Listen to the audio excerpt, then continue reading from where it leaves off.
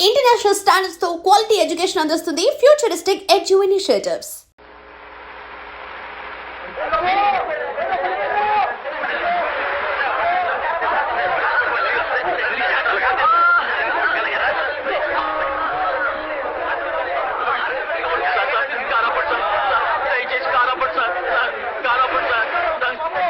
Electricity pole మీద పడిపోయండి. ఆసుపత్రికి తీసుకెళ్ళండి. ఆటో తీసుకెళ్తారండి. బండుందిగా బండ్లో అయితే ఆల్సో అయిపోతుందండి. రక్తం పోతుంది సార్. దయచేసి తీసుకెళ్ళండి సార్. కచేరీకి ఆలస్యంగా వెళ్ళడం నాకు అలవాట్లా. ఆ బండి ఎక్కించారుగా మీ వాడిని. ఏమీ కాదు భగవంతుడు. నాన్నగారు మనం సూర్యం కూర్చో. డ్రైవర్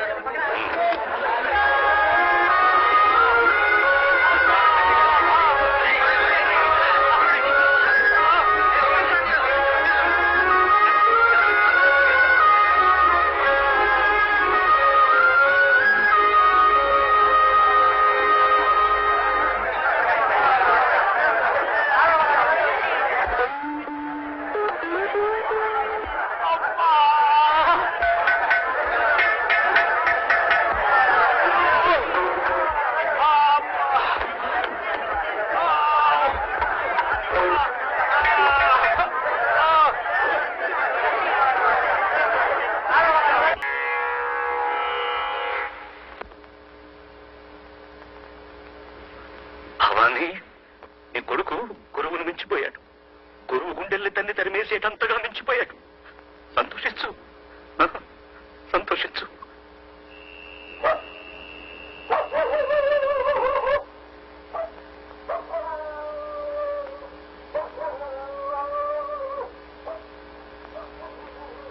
ఏమండి, సాయంత్రం పోల్ మీద నుంచి కింద పడిపోయాడే ఆ లైన్ మీద ఎలా ఉన్నాడు? చచ్చిపోయాడండి. చచ్చిపోయాడా? అవునండి. అరగంట ముందు తెచ్చుంటే బతికేవాడని చెప్పారండి డాక్టర్. ఆడి చావుకి బతుకి అరగంట దూరం అన్నట్టు అయిపోయిందండి. ఇక దేవుడే ఆడి పెళ్ళాన్ని పిల్లల్ని ఆదుకోవాలండి.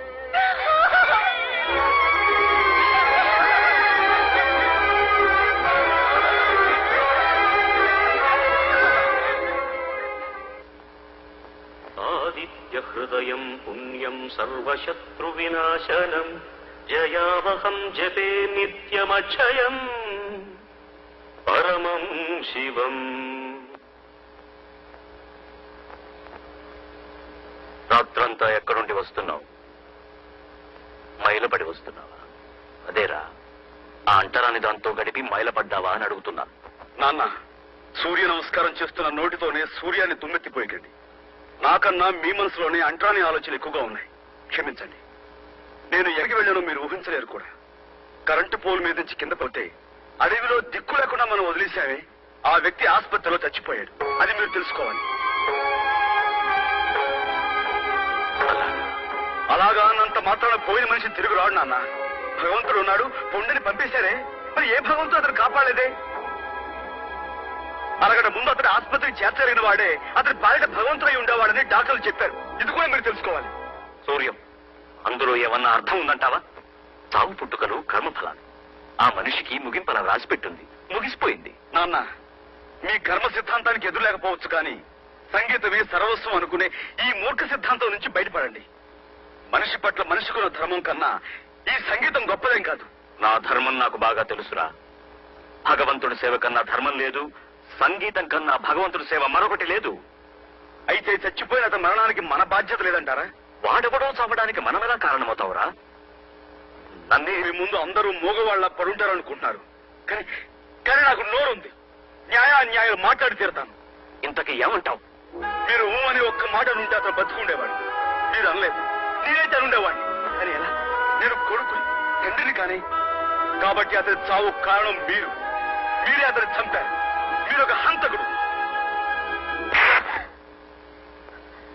కన్న తండ్రిని దుర్భాషలాడేంత పెద్దవాడి వైపోయావా నువ్వు? వదిన, నువ్వు కొట్టినా చంపినా ఇది మాత్రం నిజం. ఒక ఆడదాని అనాథన చేసి ఆ పసివాళ్ళని దిక్కులేని వాళ్ళని చేశామే, అది మహాపాపం. ఆ పాపానికి నేను బాధ్యుణ్ణి. అది నన్ను జీవితాంతం దహిస్తూనే ఉంటుంది.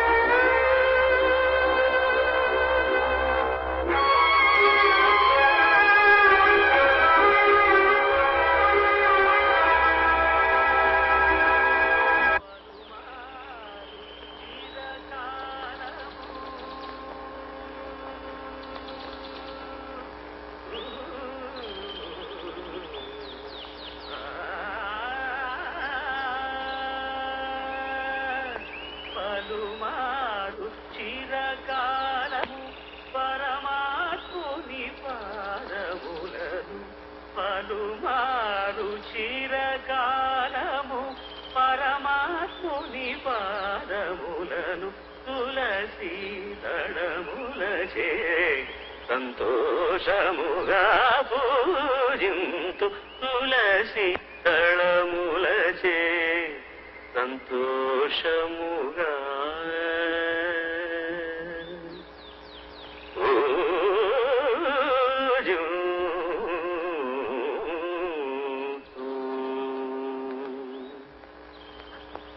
నమస్కారం గురుగారు. నువ్వు పాడిన రాగం ఏమిటో తెలుసా బాబు? వినికిడి జ్ఞానమే తప్ప విజ్ఞానం లేనివాణ్ణి. నాకు ఆ రాగం పేరు తెలియదు గురుగారు. మొహం చూస్తే బ్రాహ్మణులా ఉన్నావు. బ్రాహ్మడివేనా? అవును గురుగారు. తల్లా వచ్చిన వారి అబ్బాయిని, కాశ్యపస గోత్రం. మరి జంధ్యం వేసుకోలేదే? ఇంకా ఉపనయనం కాలేదు. చిన్నప్పుడే మా నాన్నగారు చనిపోయారు. బ్రహ్మోపదేశం చేసి జంధ్యం వేసే దిక్కులేని వాణ్ణి.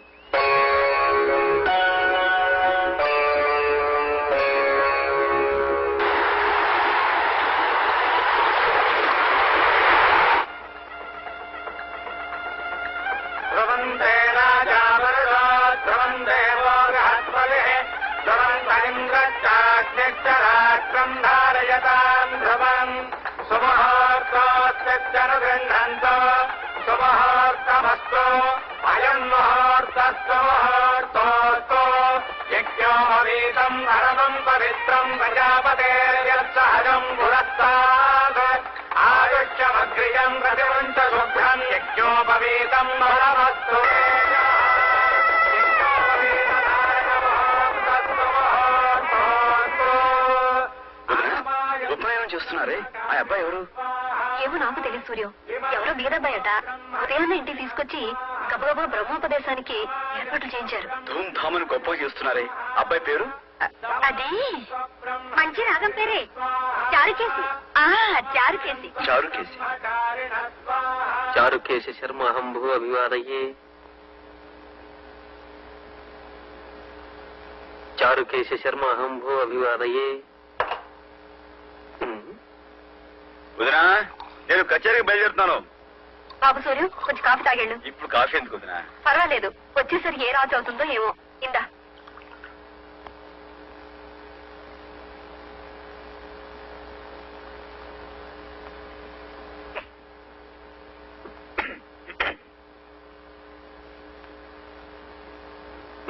చారుకేశ, చారుకేశ, అంత సిద్ధమేనా? అన్ని సిద్ధం గురుగారు. కారు వచ్చిందా? వచ్చింది నాన్నగారు. చారుకేశ, కారు వచ్చిందా? వచ్చింది గురుగారు. మా గాయత్రి, నేను వెళ్ళొస్తా. నాన్నగారు, ఈ రోజు కచేరీ త్యాగయ్య హాల్లో. అది చారుకేశకు తెలుసు. చారుకేశ, ఇది కారులో పెట్టు. సరే గురుగారు. అంటే నేను కచేరీకి రావటం లేదా నాన్న? నీకెందుకు నాన్న ఆశ్రమ? నీకు చాలా పనులున్నాయి. చాలా మంది ఏడుస్తున్న వాళ్ళు, చూస్తున్న వాళ్ళు ఉన్నారు. వాళ్ళందరికీ ఊడిగం చేయడం నీ ధర్మం. అదంతా చాలనట్టు నీకు ఈ శ్రమ కూడా ఇవ్వడం నాకు ఇష్టం లేదు నాన్న. చారుకేశ, గురుగారు, తంబురా ఇంకా కారులో పెట్టలేదా? ఇదిగో తీసుకెళ్తున్నాను గురుగారు. అంటే నా స్థానంలో చారుకేశ్వరు ఉంటాడా? అదెలా ఉంటాడురా? చారుకేశ నా కొడుకు కాదే. నా సంగీతాన్ని అనుసరించి నా తరువాత కూడా దాన్ని బ్రతికించే విధేయుడు. నేను పోతే తద్దినం పెట్టే హక్కు మాత్రం నీదే. అది చారుకేసి కాదు. నాన్న, నీ సంగీతానికి వారసుని నేను కానా? అదెలా అవుతావురా? నువ్వు ప్రేమించే జీవకళల ముందు ఈ బెలహరి గణపతి శాస్త్రి సాధించింది ఏమీ లేదురా. నీ దృష్టిలో నా సంగీతమే నిర్జీవమైంది. అదే నా ఉద్దేశం అది కాదు నాన్నగారు.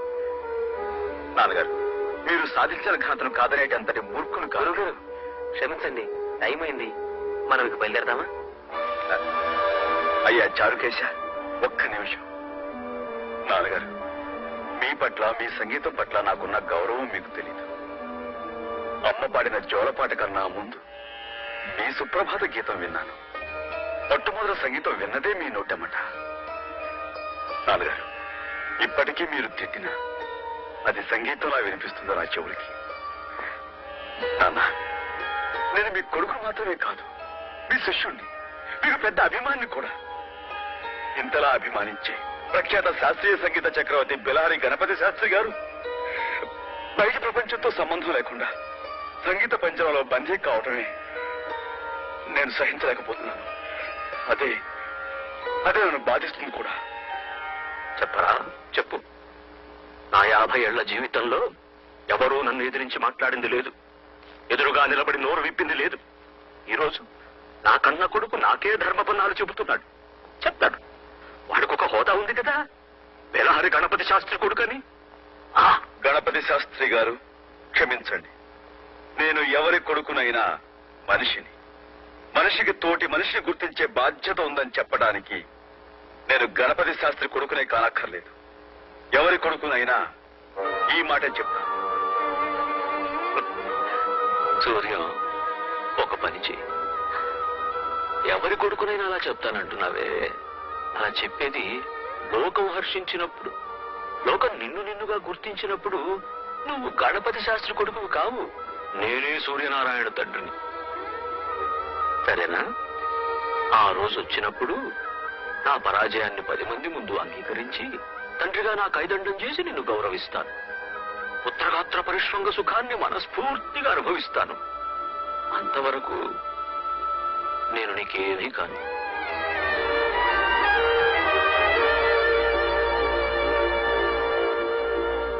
అమ్మా ఆకలి.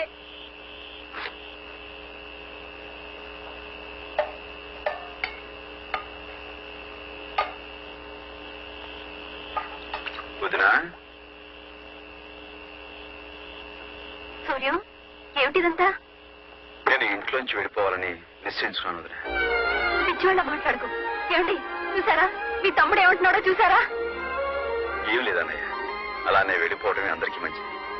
నాన్నగారు నన్ను అవమానించాడు, కోపంతో నేను వెళ్ళలేదు వదినా. మా దృక్పథాలు కలవనప్పుడు మేము వేరుగా ఉండటమే మంచిది. నా మూలంగా నాన్నగారికి మనశ్శాంతి, ఆరోగ్యం దెబ్బతినకూడదు. అది కాదు బాబు. దయచేసి నన్ను ఎవరు ఆపడానికి ప్రయత్నించకండి. మీరు సంతోషంగా పంపితే నాకు అదే తృప్తిగా ఉంటుంది. నా వల్ల కాదు బాబు.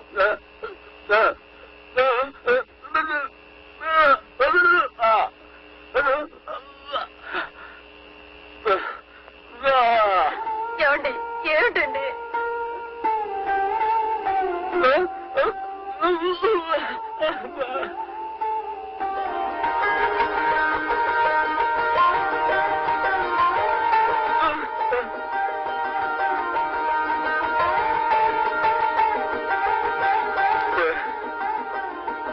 వద్దన్నయ్య.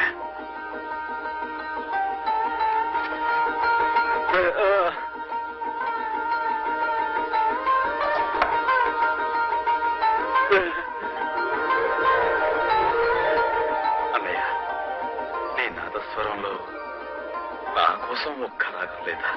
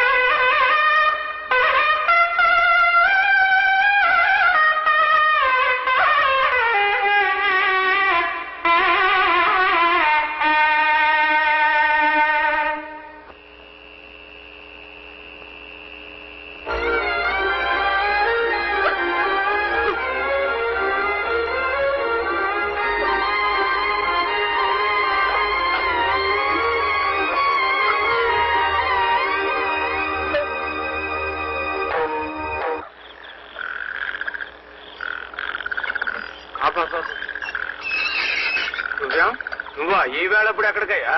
ఏం లేదు సార్, నాకు కొంచెం పని ఉండి. ఆ పని ఏదో రేపు చూసుకోవచ్చు కానీ ఇంటికి పోదాం రా. అది కాదు. ఏం మాట్లాడుకురా.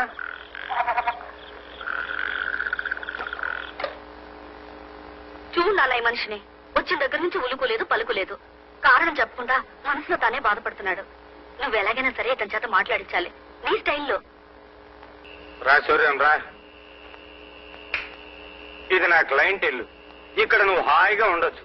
దేనికయ్యా దిగులు పడతావు? మీ నాయన నయం నిన్ను పెంచి పెద్ద చేసి అలగొట్టాడు. మా నాయన నన్ను 8వ ఏట అలగొట్టాడు. ఏమైందిట? దానివల్ల జీవితంలో కష్ట సుఖాలు తెలుసుకోవడానికి నాకు అవకాశం దొరికింది. సూర్యం, చీకటి తర్వాత సూర్యోదయమే కదా. ఇది నా క్లయింట్ ఇల్లు అని చెప్పానే. వాళ్ళ అబ్బాయి వాళ్ళ నాన్నకి తెలియకుండా మందు కొట్టడానికి ఇంటికి వస్తుండేవాడు. ఇప్పుడు వాళ్ళ నాన్న ముందే తాగడం మొదలు పెట్టాడు. ఈ ఇంటికి పని లేకుండా పోయింది. ఇక ఇది నీ ఇల్లే అనుకో, సంతోషంగా ఉండు.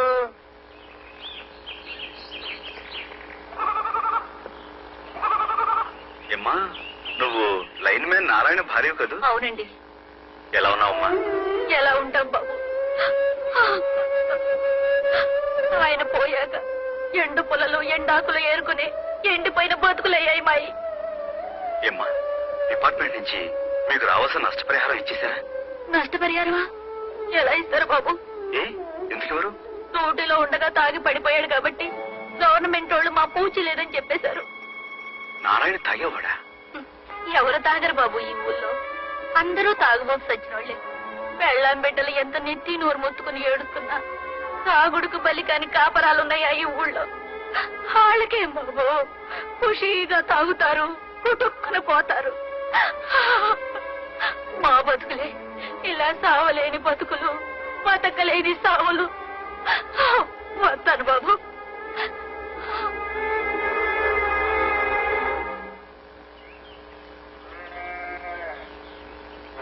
చూడు బాబు, కిష్టపల్లి ఇదే కదూ?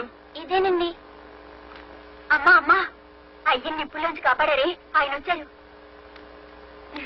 కూర్చోండి కూర్చోండి. మా అమ్మ ఇప్పుడు మీ గురించి చెప్తూ ఉంటది. అలాగా? అమ్మా నువ్వు బయటికి రామ్మా. ముందు నువ్వు లోపలికి రాయే. నువ్వే రామ్మా. అబ్బబ్బబ్బబ్బబ్బా, ముందు నువ్వే లోపలికి రాయే. ఏది మగవా? సరే.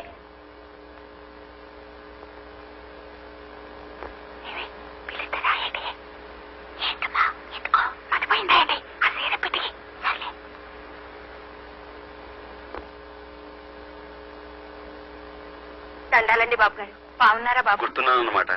అదేంటి బాబు, మా బతుకుల్ని నిలబెట్టిన భగవంతుణ్ణి ఎలా మర్చిపోతాం? అరే వరే, అసలే కిష్టపెక్కడా? ఆడిక్కడ ఎందుకుంటాడు బాబు గారు? కళ్ళు పాకల్లో దొల్లుతూ ఉంటాడు. కళ్ళు పాకలోనా? అదేంటి, ఇంత ప్రమాదం జరిగిన తర్వాత కూడా తను ఇంకా తాగుడు మానలేదా? ఎంత ప్రమాదం జరిగినా ఇంకా బతికే ఉన్నాడు కదండి. మరి సచ్చేదాకా తాగాలి కదండి. అర్ధరాత్రి ఇంటికి వస్తాడు.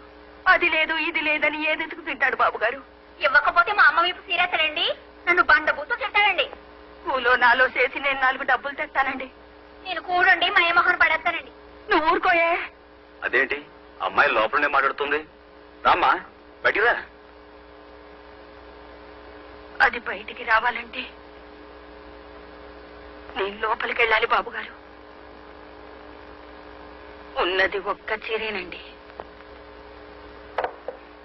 అయ్యి బాబాయ్, పంతులు గారా, ఇదేంటండి బాబాయ్ ఇలాగొచ్చారు? లోకం అంతా తలకిందులైపోద్దండి. ఏంటి చిన్నబాబు గారా? రండి బాబు రండి. మీ నాన్నగారితో గొడవ పెట్టుకున్నారన్న కదా బాబు. కరెక్ట్ గా రావాల్సిన చోటుగా వచ్చారు బాబు. మాలాంటి వాళ్ళు ఇక్కడ నుండి వెళ్ళి గొడవలు పెట్టుకుంటాం. తమరు లాంటి చదువుకున్నోళ్ళు గొడవలు పెట్టుకుని ఇక్కడికి వస్తారు కదా. అరే అప్పగా అయ్యగారికి 200 మిల్లీగ్రాములు పోయిరా. ఏ క్లాస్? 200 మిల్లీలు తాగితే గొడవలు తగ్గిపోతాయంట. తాగిస్తుండండి బాబు, తర్వాత చెప్పండి కదా. నేను వచ్చింది తాగడం కోసం కాదు, మీ అందరి చేత తాగుడు మానిపించడం కోసం. మహాత్మా గాంధీ గారు వచ్చారా? చూడండి బాబు, గాంధీ గారికి 100 ఏళ్ళు నిండగానే ఇచ్చారు బాబు. ఏంట్రా నీతులు చెప్తున్నావు? ఏమయ్యా, నీ వ్యాపారం కోసం ఇంతమంది ఉసురు పోసుకుంటావా? నీకేం న్యాయంగా ఉంటే నువ్వు చెప్తే మేము వ్యాపారం అది కదయ్యా, నేను చెప్పే-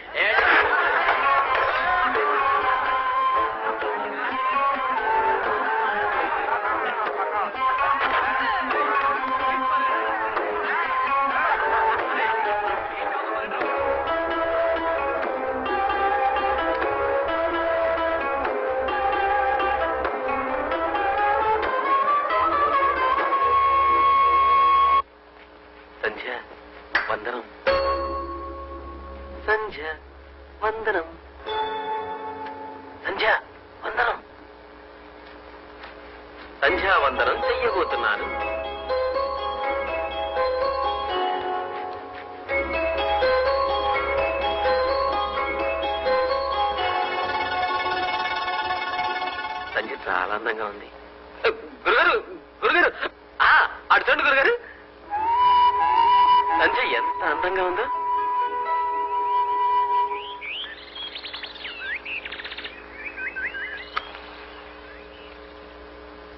వాళ్ళు తాగి తందనాలంటే మీకెందుకు?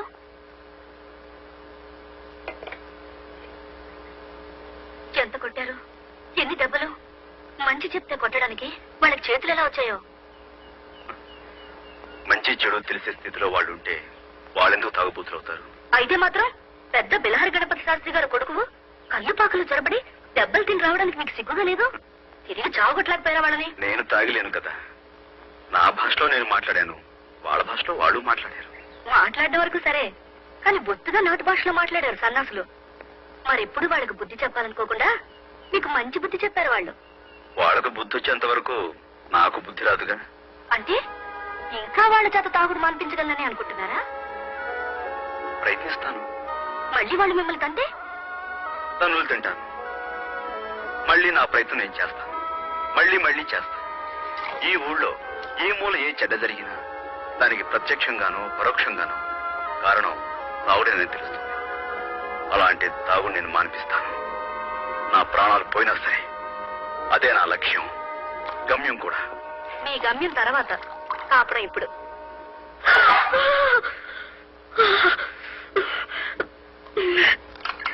అల్లుగుట్టయే ఎర్రంగని మా బొమ్మర్సి కాడు అల్లికి నాడు నా పిచ్చి తండ్రి.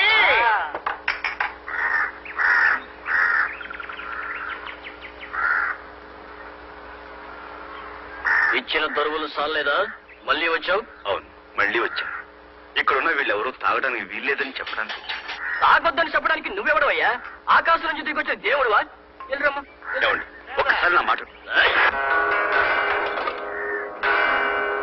అంటే మంచి మాటలతో చెప్తే వినిపించుకోరన్నమాట. మీ భాషలో చెప్పాలంటారు. చెప్తా. ఆ భాష నాకు బాగా తెలుసు.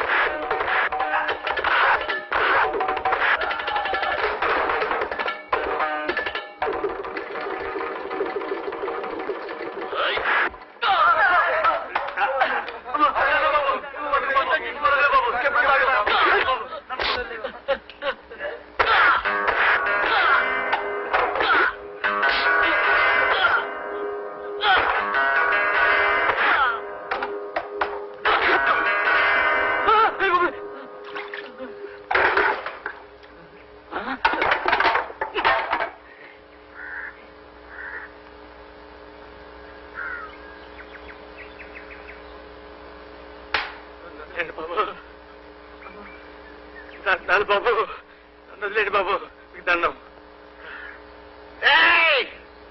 అందరికీ ఇదే చెప్పడం, ఇక మీద ఎవడన్నా తాగాడే